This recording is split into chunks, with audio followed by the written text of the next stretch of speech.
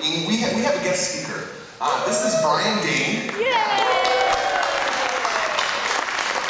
just so you know, Brian has been with Ignite really since the inception of the church. He's been an instrumental part of getting things off the ground. He's been a part of our leadership team. He's just kind of more behind the scenes, so you may not have seen him before, and that's why I'm out here to introduce him. But he's going to preach this morning, so we're really excited to hear what God's going to speak through him. Great, thanks Patrick. Yes, absolutely. Good morning, Ignite. Good morning.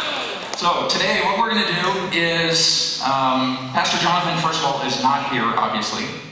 He is taking a well-deserved break. I'm a computer geek, okay? I like numbers, I like timelines, I like analytical stuff. That's me. That's kind of what I do for my job. So I went back and I counted. Anybody remember what day was the launch date? Anybody remember? September 30th last year. We had a couple practice Sundays before that.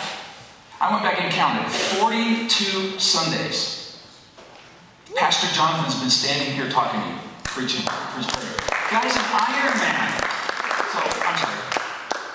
Pastor Jonathan has been faithfully serving us for the past 9 months. And he needs a break. So it's our 23rd wedding anniversary, getting married, the family are up in the mountains, and I saw a couple Facebook pictures the other day, so it looks like they're having fun. What we're going to do today is start a new series called World Changers.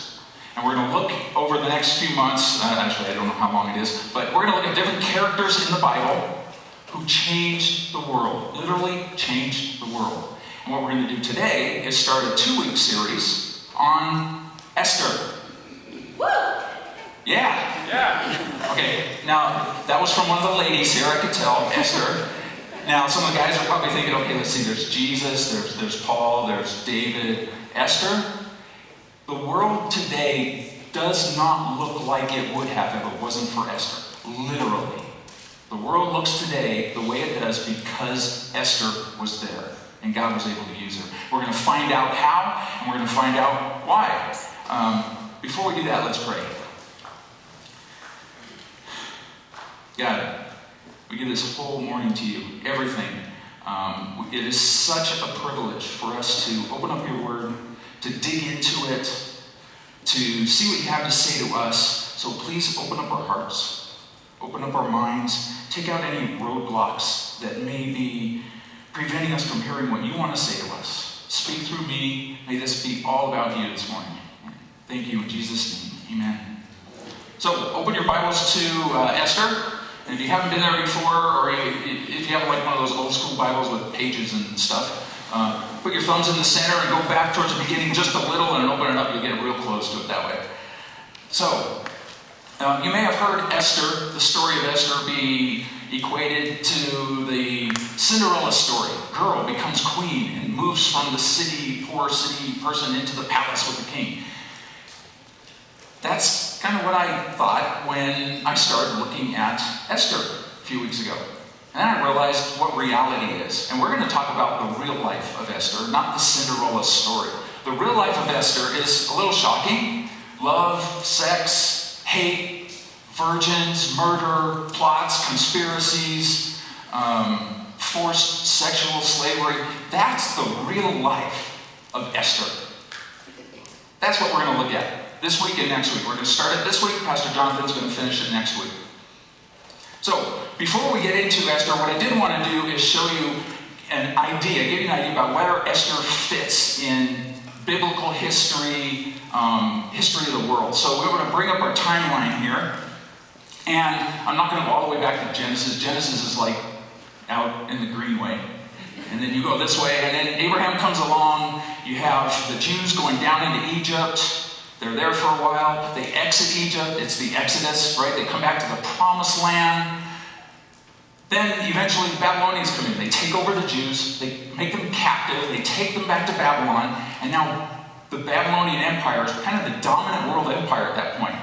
The Persians come along and they say, okay, I've got visions of grandeur. I'm going to take over the Babylons. So they defeat the Babylonians, and the Persians rule for about 200 years. And then Alexander the Great comes along with the Greeks, defeats the Persians, and then the Greeks are in kind of control. That's biblical world history for that time. Now, the Greeks and Alexander the Great go beyond Esther. Let's see where Esther fits in here. Esther fits in with the next slide, somewhere around the middle of the Persian Empire. And we have them on the next slide. Anyway, so the Persians, there we go. That's where Esther is. So just to give you an idea where Esther, when the book of Esther fits in world history there. At that time, the Persian Empire was the world's largest empire, the dominant world empire that was led by the Persians. Initially, it was Cyrus the Great who was the king who came in, led the Persians to defeat the Babylonians. So I started thinking, okay, the largest world empire, that's nice, but what does it include? I mean, what current day countries in the world, you think of the current day countries, the modern day countries, what would the Persian Empire have included? Just to give you a little idea here, let me read this. I didn't memorize this, so I gotta read this.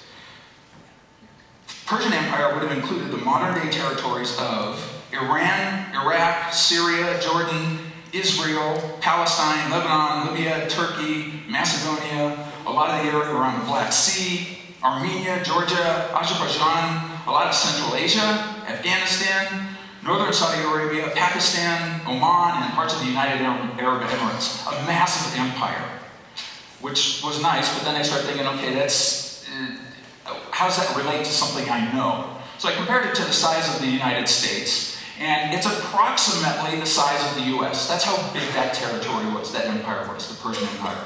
The largest empire in the world at that time. So how does the book of Esther relate to the Persian Empire? Let's look at that a little bit. When the Persian Empire came in, they conquered the Babylon Empire. The Persian king at that point was Cyrus the Great. He came in, one of the first things he did, he looked around, he saw the Jews were in captivity, and he said, well, there's a whole story about this, I'm just going to summarize it. He said, Jews, anybody who wants to go back to Jerusalem and rebuild the city, you are free to go. So a lot of the Jews went back to Jerusalem and rebuilt the city. And you've heard stories about rebuilding the city and so on. A lot of Jews stayed in Persia. Think about it. If they've been in captivity for 70 plus years, the majority of Jews had been born and grew up in Persia. That was the home they knew. That's where they grew up. They hadn't seen Jerusalem before. So a lot of them decided to stay. And that's where the story of Esther takes place, is in Persia, with those Jews who decided to stay in Persia. Esther, Mordecai, and so on. So Cyrus the Great comes in and lets the Jews go back. His few kings down the line in Persia, a few of the Persian kings come along. Xerxes comes along. King Xerxes. He says, I want to go against the Greeks. I want to defeat the Greeks even further, push them back even further. So he invites all his military leaders and royal officials into Persia, the capital city, which is Susa. That's where the story of Esther takes place, in that city of Susa. For a 6-month planning session, to get everybody together on the same page and then go against the Greeks. So they went off, they planned, they went against the Greeks. Remember the Battle of Thermopylae? I don't know, you may have heard that. Anybody know what movie that was they made around Battle of Thermopylae? 300. Yes, exactly. So remember the small Greek force and the large Persian army, and the Greeks held them off until the traitor gave them up, and then the Persians took over. The Persians won that. That was King Xerxes. King Xerxes is the king in Esther. So the king in Esther was the dude in the movie, or one of the guys. Was he animated? I don't recall. Anyway, so that is the King Xerxes we're talking about here. That's a real king of Persia in Esther. That's kind of how the book of Esther relates and fits into the timeline. So the book of Esther opens with King Xerxes, and some of your translations may have his name called Ahasuerus. It's the same thing, Xerxes, Ahasuerus. I think they're Persian and Greek names, I believe. I'm not sure. Anyway, for the same guy. That's the same guy. So the book of Esther opens with King Xerxes bringing in all his military officials for a 6-month planning session, and verse 1, verse 2 then kind of takes off. So that's where the book of Esther fits. The first point we're going to look at in the sermon today is Esther's refining process. How God refined Esther and made her into the woman he needed her to be for his plan. And I'm going to let you know how I'm going to approach this a little bit. I'm going to take 2 parallel paths through the sermon today. One is, okay, what are the things that happen in Esther? What's the story of Esther? In parallel, so what? So these things happened, so what does that mean to me? So what does that mean to you? And I'm going to go back and forth as we go through this sermon today. So, we're going to find that God is so obviously at work in Esther, making her into the person he needs her to be, and we're going to see why he's doing that. What is the next thing in the plan he has for her? What's interesting, but you can tell me if it's interesting, God is not mentioned in the book of Esther. The book of Esther is one of 2 books in the Bible where God is not mentioned. But it is so obvious that God is at work in the book of Esther, in everybody, in Xerxes, in Mordecai, in Esther. It's just, I don't know of another book in the Bible where it's so obvious that God is at work orchestrating things according to his plan. And what's nice is he had a plan for Esther, he has a plan for you, he has a plan for me. He has individualized plans for every one of us. Jeremiah, was it 29:11, I believe? For I know the plan I have for you, declares the Lord. A plan for good, not a plan for calamity. A plan for hope, a plan for the future. God has a plan for you, just like he had a plan for Esther. So let's move into that kind of timeline track. Not the so what track, but the timeline, and talk a little bit about what happened in Esther here. And for time's sake, I'm not going to read all of Esther. We're going to look through the first 4 chapters or so today. But what happened? Xerxes brings in all his military officials for 6-month planning session. Now, what you'll see in Esther in the first few verses is that Xerxes paraded the best he had in his palace, his best linens, his jewels, his riches, paraded it out there for 6 months for all these guys to see. What historians and commentators are telling us is that while that was happening, the main purpose of that was a planning session to go against the Greeks, where he fought that battle of Thermopylae, amongst others. So, 6-month planning session, end that with a 7-week party, open bar, everybody gets as much wine as they want, drinking, and he gets drunk, the king gets drunk with his advisors, and the king's thinking, I got the best, the most beautiful queen in all of Persia. Somebody go get her and bring her out here, and we can all look at her and see how beautiful she is. Queen Vashti goes, are you kidding me? No, I'm not going to do that. I'm not going to parade myself in front of a bunch of drunk men. So, again, not in Esther, but commentators and historians say it's very possible that the expectations of Esther to come out were that she would come out with a crown on her head, and that was it. She'd come out naked and parade in front of these guys. She says no. The king gets ticked off, like, she's not coming out. I told her to come out, she defied me. What do I do? Advisors, what do I do? So you'll see that as a theme through Esther. The king gets ticked off, or he goes into a rage, he gets drunk, and then he doesn't know what to do, so he asks his advisors. Advisors say, here's what you need to do. You need to get rid of her as queen. Get rid of Queen Vashti, because here's what's going to happen. All the women across the Persian Empire are going to see that Queen Vashti stood up to the king. They're going to think they can do the same thing with their husbands, be on equal footing with their husbands. We can't have that. Get rid of her as queen and make her an example. He dethrones her. He sends out the announcement to everybody so the women and the king in the empire of Persia don't get any ideas. So at that point is where he goes off. He's without a queen. He goes off to that battle against the Greeks. He comes back a few years later, and if you notice there's some dates in chapter 1 and chapter 2. There's about a 4-year difference in there. What happened in those 4 years? He went off to fight his battles. He came back. He lost basically overall, and he's sitting there thinking, I don't even have a queen. I need to find a queen. Advisors, what do I do? So his big head advisor says, here's what you need to do. Here's what you need to do. You need to have a beauty contest. You need to look at all the most beautiful virgins across the entire 50 million plus Persian Empire. Select the most beautiful virgins and bring them in, and you pick your queen from them. Now, it wasn't like a nice little, okay, come along. They went out and they found these beautiful young women, ripped them out of their homes, forcibly took them back to the king, ripped them away from their families. I'm sure they didn't grow up to think, I want to become a person in the king's harem. But anyway, so estimates were about 400 virgins were brought back to the king's harem. The plan was they all get a year to get ready to go before the king, prepare themselves, and then they each get one night with the king. That's like 400 nights of the king, one by one, bringing a young virgin in, having sex with her, sends her back the next day, not to the harem, but to where he stores his concubines. Basically building his library of sex toys that he could pick from at any time. That's probably not what they grew up wanting.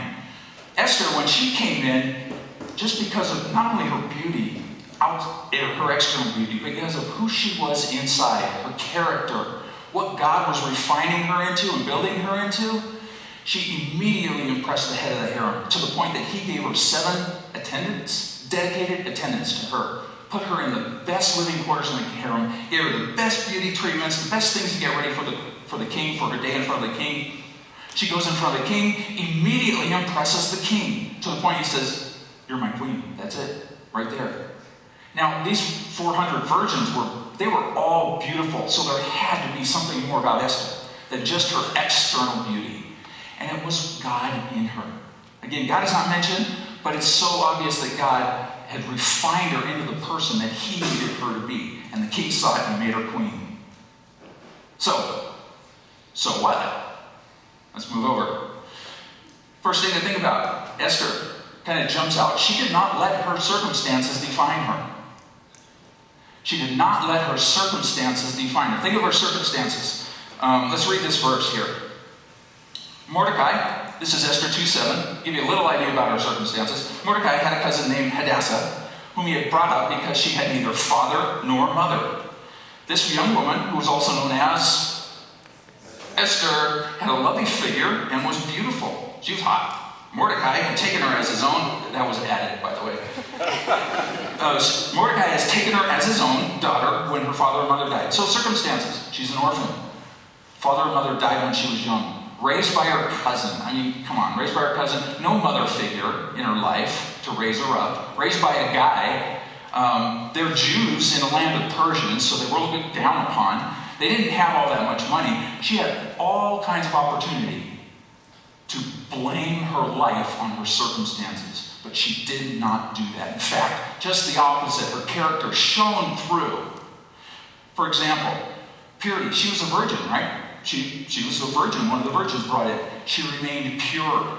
She was obedient. She obeyed the king's orders to come to the palace. She obeyed Mordecai. For example, with Mordecai, when she went into the harem for the first time to get ready for that year before she goes in front of the king, Mordecai tells her, "Don't tell anyone that you are a Jew. It is not going to be good for you if you do that." She obeyed him. She was obedient. Respect. Everybody who saw her respected her because of her character. She was honest. We'll see later on that there was a situation that came up where Mordecai found out something and she told the king, but Esther gave all the credit to Mordecai. She could have easily taken the credit in front of the king, but she gave it to the person whose credit was due. She impressed Haggai, the head of the harem. She impressed the king right away. Question. Is this, next slide, is this like you? Would you call yourself a fixer-upper? Esther, when she was young, maybe was a fixer-upper. God needed to work in her, but God refined her, molded her, shaped her, built her into the person that He needed her to be. Or even more like the next house, kind of a move-in ready house. You're ready for God to use you. You don't have any barriers that's kind of holding back or preventing God from using you to the extent that He can. Which one are you? It's okay to be a fixer-upper. We're all fixer-uppers at some point. None of us are perfect. But if you're a fixer-upper and you realize it, that's the first step. Because God can come in, you open up your heart to Him working in you, making you into that person who can then take that next step in the plan that God has for you. Just think about it. Which one are you? She also surrounded herself with good advisors. She accepted good advice. So she listened to Mordecai. He raised her. He was her cousin. She constantly, consistently listened to advice. She listened to the advice of Haggai. Haggai, the head of the harem.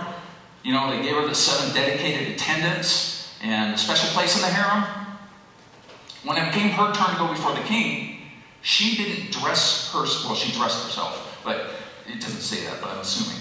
She put on Haggai recommended, not what she thought was best to go before the king, but what Haggai said. She knew that Haggai was the expert about the king. She went to him and sought his advice. The king was immediately impressed with her. She surrounded herself with good advisors. So another question. Take a look around you in your life. What advisors? Who are your advisors? Just think about it. Who do you listen to? Who has influence on your life? Should they? Is it advice that's good for you, that is advancing you in that plan that God has for you? Or is it advice that probably is not good for you? And maybe not optimal, and maybe you need to do something about that. Do you go home and turn on Oprah in the afternoon and she's like your God for advice? Let's get back to the story of Esther. So, Esther's queen. We're now over here. We're off the so what. Esther's queen, Mordecai, is out by the palace gates one day. He hears 2 guards plotting to assassinate the king. He tells Esther. Esther tells the king, and she gives Mordecai all the credit for finding that plot, for hearing about it. She tells the king that Mordecai.